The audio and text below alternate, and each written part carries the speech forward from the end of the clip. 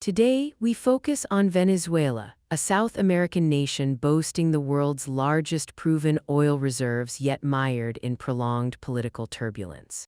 Let's dive straight into its geography, humanities, and the latest global-focused developments that have reshaped its landscape in early 2026. Geographically, Venezuela, officially the Bolivarian Republic of Venezuela, spans 916,400 square kilometers, with a long-standing territorial claim to the 159,000 square kilometer Essequibo region, an area currently administered by Guyana. This territorial dispute has lingered for over a century, rooted in colonial-era treaties, and has flared up repeatedly in recent years, adding another layer of complexity to its international relations. Located in northern South America, Venezuela shares borders with Guyana to the east, Brazil to the south, and Colombia to the west. Its western border with Colombia is not only a trade corridor but also a hotbed of cross-border issues like smuggling and refugee flows.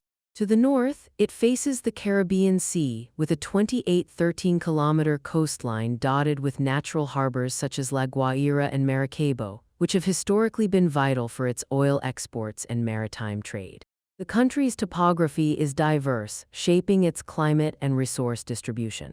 The northern region features the Andes Mountains, stretching from the Colombian border into Venezuela, where cities like Mérida sit at high altitudes, boasting a mild temperate climate with average annual temperatures around 18 degrees C, making it a popular tourist destination. The central part is dominated by the Venezuelan llanos, a vast tropical savanna plain covering over a third of the country, which is rich in grasslands and water resources, supporting livestock farming and agriculture such as cattle ranching and corn cultivation. Southern Venezuela is part of the Amazon basin, with dense rainforests that are home to rare flora and fauna, as well as indigenous communities that have maintained traditional lifestyles for centuries. The western region is anchored by Lake Maracaibo, South America's largest lake, which is not only a natural landmark but also a hub of oil production, often called the Oil Lake due to its abundant underwater reserves. Climate-wise, most of Venezuela falls under the tropical savanna climate, characterized by distinct rainy and dry seasons. The rainy season, from June to November, brings heavy precipitation, particularly in the plains and rainforest areas, supporting agricultural productivity but also occasionally causing flooding. The dry season, from December to May, is marked by sunny weather and lower humidity, making it the peak season for tourism and outdoor activities. Mountainous areas have a subtropical or temperate climate due to altitude, while the northern coastal regions are hot and humid year-round, with average temperatures ranging from 25 degrees C to 30 degrees C. What truly defines Venezuela geographically and economically is its oil resources. With proven oil reserves of over 300 billion barrels, surpassing Saudi Arabia, it is the world's leading oil-rich nation. Oil accounts for over 95% of its export earnings and around a third of its GDP, making its economy extremely vulnerable to fluctuations in global oil prices. Beyond oil, Venezuela is also endowed with abundant natural gas, gold, iron ore, bauxite, and diamonds, as well as significant water resources, including major rivers like the Orinoco, which is crucial for irrigation, transportation, and hydroelectric power generation. However, due to long-term economic mismanagement and over-reliance on oil, these non-oil resources have not been fully developed, failing to diversify the economy. Moving on to humanities, Venezuela is a melting pot of cultures, shaped by its indigenous roots, Spanish colonial history, and African heritage. Its population stands at approximately 28.4 million, with a demographic breakdown of 58% mestizo people of mixed indigenous and European descent, 29% white, primarily of Spanish, Italian, and German ancestry, 11% black descendants of enslaved Africans brought during the colonial period, and 2% indigenous peoples, including the Wayuu, Pemen, and Yanomami tribes. This ethnic diversity is reflected in every aspect of Venezuelan culture, from its cuisine and music to its traditions and social norms. Spanish is the official language and it is spoken by nearly all residents, though some indigenous communities retain their native languages such as Wayuu and Pemen. Catholicism is the dominant religion practiced by around 70% of the population, influenced by Spanish colonial rule.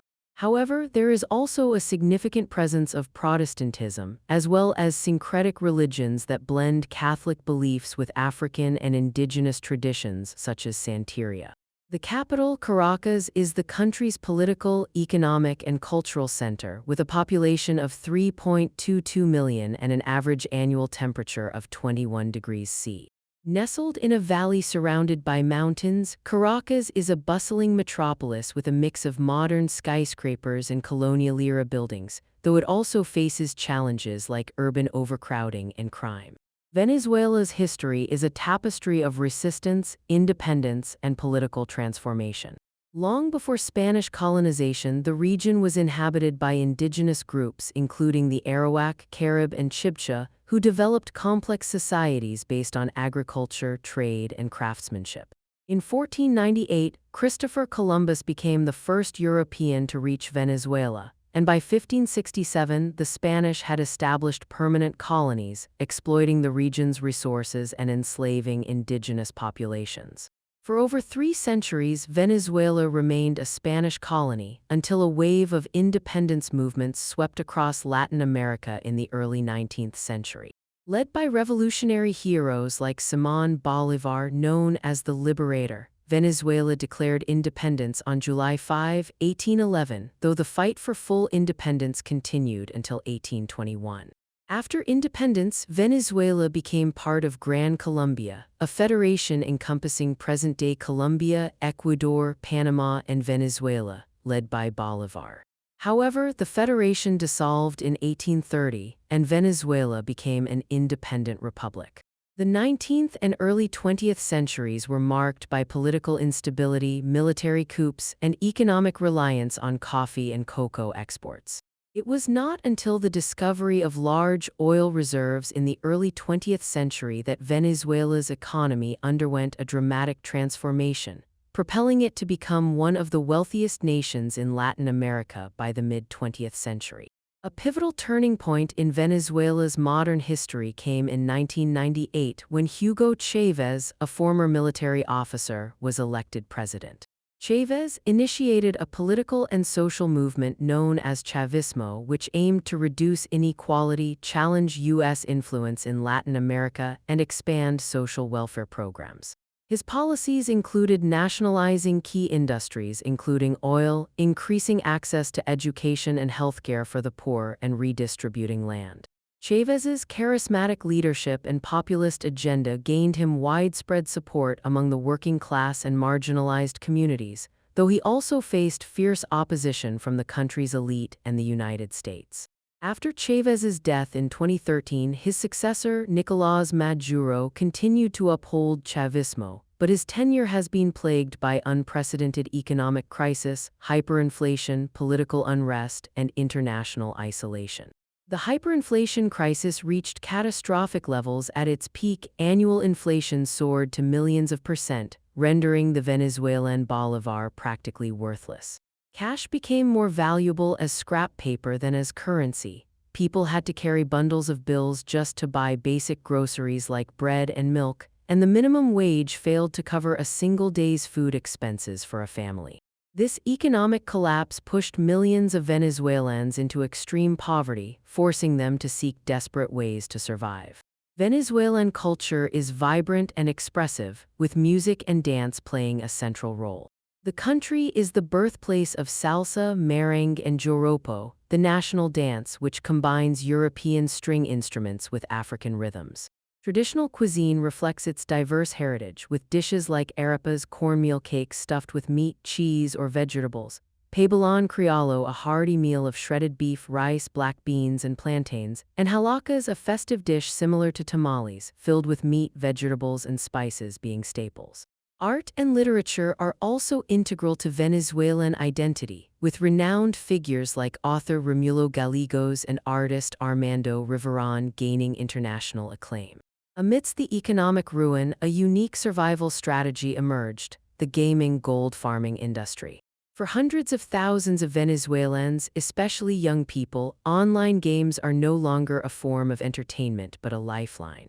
They spend day and night grinding in games to collect virtual gold coins, materials, or equipment, then sell them to international players for US dollars, the only stable currency in the country. A teenager pulling an all-nighter farming in games can earn more in a day than a public hospital doctor makes in a full month, a bitter reality that reveals the depth of the crisis. Now, let's turn to the recent international situation in Venezuela, which has captured global attention since the start of January 2026 and marked a dramatic shift in the country's political trajectory. To understand the context, we must first acknowledge the long-standing tensions between Venezuela and the United States. For over 2 decades, U.S. Venezuela relations have been strained due to Chavismo's anti-imperialist agenda, Venezuela's close ties with Russia and China, and U.S. concerns over human rights and democracy in the country. The U.S. has imposed numerous sanctions on Venezuela since 2017, targeting its oil industry, government officials, and financial sector, which has exacerbated Venezuela's economic crisis. The crisis reached a boiling point on the early morning of January 3, 2026, when U.S. Delta Force launched a surprise cross-border raid codenamed Absolute Resolve in the Venezuelan capital, Caracas. The operation was meticulously planned and executed, with U.S. Special Forces descending on Maduro's presidential residence in the La Casona district, overwhelming Venezuelan security forces in just 5 minutes. Maduro and his wife, Cilia Flores, were captured without resistance and immediately transferred to a U.S. military aircraft, which flew them to Miami, Florida. The U.S. government justified the raid as part of a counter-narcotics operation, alleging that Maduro had ties to Colombian drug cartels and was involved in drug trafficking to the United States. On January 5, 2026, Maduro appeared in a federal court in New York, facing 4 charges: conspiracy to commit narco-terrorism, conspiracy to import cocaine into the United States, money laundering, and obstruction of justice. If convicted, he could face life in prison. During his court appearance, Maduro vehemently denied all charges, calling the raid an illegal act of aggression and a kidnapping of a sovereign head of state. He argued that the charges were politically motivated and part of a U.S. effort to overthrow his government and gain control of Venezuela's oil resources. Maduro's legal team has filed a motion to dismiss the charges, citing violations of international law and Venezuela's sovereignty. The raid and Maduro's arrest have triggered a political earthquake in Venezuela. On January 5, just hours after Maduro's court appearance, Delcy Rodriguez, Maduro's former vice president and a key figure in the Chavista movement, was sworn in as interim president by the Venezuelan National Assembly. Rodriguez, a seasoned politician and diplomat, has vowed to uphold Venezuela's sovereignty and continue Chavista policies, while also seeking to de-escalate tensions with the United States. In her first speech as interim president, she stated that Venezuela would not bow to foreign aggression but was willing to engage in constructive dialogue to resolve disputes. In the weeks following the raid, Venezuela and the United States have launched what is being called exploratory diplomacy, a series of behind-the-scenes talks aimed at normalizing relations and addressing key issues, including Maduro's fate, U.S. sanctions, and oil cooperation. The U.S. has sent a high-level diplomatic delegation to Caracas, led by the Assistant Secretary of State for Western Hemisphere Affairs, to assess the possibility of reopening the U.S. Embassy in Venezuela, which has been closed since 2019. For Venezuela, the talks are an opportunity to secure the lifting of U.S. sanctions, which have crippled its oil exports and economy. For the U.S., the goal is to stabilize Venezuela, reduce Russian and Chinese influence in the region, and gain access to Venezuela's oil reserves. Former U.S. President Donald Trump, who is currently seeking re-election in 2026, has been a vocal proponent of engaging with Venezuela. He has stated that if re-elected, he will lift most sanctions on Venezuela and allow U.S. oil companies, such as ExxonMobil and Chevron, to resume investments in the country's oil sector. Trump has also announced plans to refine and sell up to 50 million barrels of Venezuelan crude oil, which would generate revenue for both the U.S. and Venezuela. However, critics argue that Trump's proposals prioritize U.S. economic interests over Venezuela's sovereignty and could further destabilize the country's political situation. The international community has reacted cautiously to the developments in Venezuela. Latin American countries are divided. Countries like Colombia and Brazil have expressed support for the U.S. operation, citing concerns over drug trafficking and political instability, while countries like Cuba, Nicaragua, and Bolivia have condemned the raid as a violation of international law and sovereignty. The United Nations has called for a peaceful resolution to the crisis, urging the U.S. and Venezuela to respect international law and engage in dialogue. Russia and China, Venezuela's key allies, have criticized the U.S. raid, with Russia warning that it could destabilize the entire Latin American region and China calling for the immediate release of Maduro. The capital market has also responded dramatically to the political upheaval.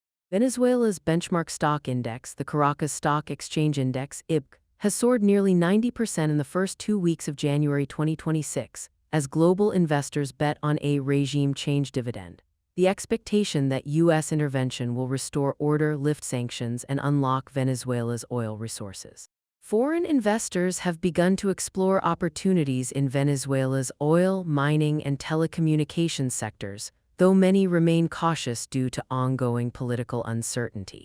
However, there are significant risks lurking beneath the market optimism: potential guerrilla conflicts from Maduro loyalists, currency volatility, and the challenge of rebuilding an economy that has been in crisis for over a decade. It's also important to consider the domestic impact of these developments on Venezuela's population. For years, Venezuelans have suffered from hyperinflation, food and medicine shortages, and political unrest, leading millions to flee the country as refugees. The hyperinflation has eroded every aspect of daily life. Savings became worthless overnight, public services collapsed due to unpaid salaries, and even accessing clean water and electricity became a luxury. The gaming gold farming industry, which emerged as a survival buffer, has now been thrown into disarray by the latest political upheaval. Chinese letter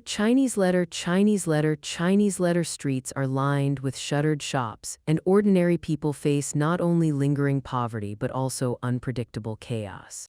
Power outages, a frequent occurrence amid instability, are a death sentence for the hundreds of thousands of cyber laborers relying on gaming for income. A blackout means not just lost internet access, but a cutoff of their family's only source of income. There's even a somber joke in the gaming community. When the price of basic in-game materials spikes suddenly, American players know Venezuela must be experiencing a blackout, as the Venezuelan farmers who grind those materials around the clock have been forced offline. For many, the virtual world built on code has become their only Noah's Ark, as the doors to a stable real life have been sealed shut. The recent political changes have raised both hopes and fears among the population. Some hope that improved relations with the U.S. will lead to economic recovery and better living conditions, while others fear that U.S. intervention will erode Venezuela's sovereignty and reverse the social gains of the Chavista era. To sum up, Venezuela stands at a critical crossroads in early 2026. The U.S. military raid has shattered the long-standing political balance in the country, upending decades of Chavista rule and setting the stage for a new chapter in U.S. Venezuela relations. The subsequent exploratory diplomacy between the two countries holds the potential to resolve long-standing disputes, but it also raises questions about Venezuela's sovereignty and future political direction. While the capital market is optimistic about the potential of Venezuela's oil resources, the country faces immense challenges: stabilizing its domestic political situation, addressing economic crisis and social inequality, reconciling divided communities, and navigating complex international relations. The future of Venezuela will depend on several key factors: the outcome of the talks between Venezuela and the United States, the ability of interim President Delcy Rodriguez to unify the country, the response of Maduro loyalists and opposition groups, and the role of regional and global powers like Russia, China, and the United Nations. One thing is clear: Venezuela's journey toward stability and prosperity will be long and fraught with challenges, but the recent developments have opened a new window of opportunity for change, for better or for worse.